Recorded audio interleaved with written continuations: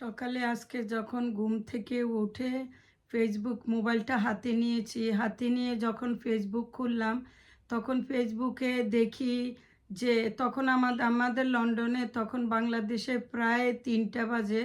তো আমি তখন মোবাইল খুলে দেখি বাংলাদেশের এই যে বিমান দুর্ঘটনায় স্কুলের উত্তরায় স্কুলের কত ছাত্রছাত্রী যে মারা গেছে দুর্ঘটনায়। তো আহত হয়েছে। তো এটা দেখে মনটা অনেক অনেক অনেক খারাপ। কতদিন আগে এই যে ইন্ডিয়ার বিমানটা দুর্ঘটনা হলো, কত লোক মারা গেল, কত বাচ্চা মারা গেল, কত হাজব্যান্ড মারা গেল, তো কতজনের মা মারা গেল, বাবা মারা গেল। তো আজকে আবার এই যে এতগুলা সন্তান, শিক্ষক সবাই যে মারা গেল, এটা দেখে মনটা অনেক অনেক খারাপ।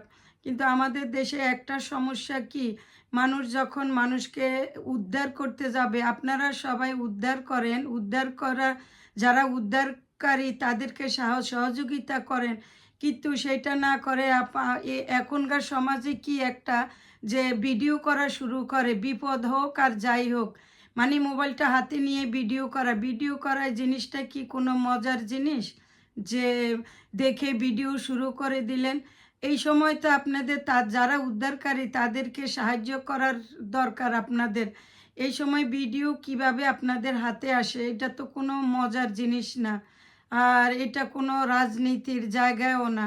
এখানে একে অপরের জন্য ঝাঁপাই পড়বেন, কিন্তু এটা দেখি মানে এটা নিয়ে কি করে আমাদের বাংলাদেশে মানুষ বুঝি না যে ভিডিও করতেছে, মনে হয় যেন এটা একটা আনন্দ। কি বলবো, আমি বুঝিয়ে বলতে পারছি না। আমার এত মর্মাহত দেখে আমি মানে সকালে নাস্তা যে খাবো, আমার নাস্তা খাওয়ারও মন মানসিকতা ছিল না এই জিনিসটা দেখে। বাংলাদেশের এত বড় একটা দুর্ঘটনা, তা পাইলটে চেষ্টা করছে যে বাঁচানোর জন্যে, অবশেষে সে আর বাঁচাইতে পারলো না, নিজেও চলে গেল দুনিয়া ছেড়ে।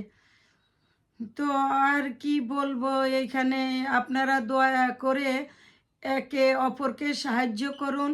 কারো রক্ত দেওয়া লাগলে রক্ত দেন, অযথা হসপিটালে ভিড় করবেন না, ভিডিও করবেন না, ভিডিও ছড়াবেন না। একে অপরকে সাহায্য করে তাদেরকে সান্ত্বনা দেন, এইটাই আপনাদের কাছে অনুরোধ।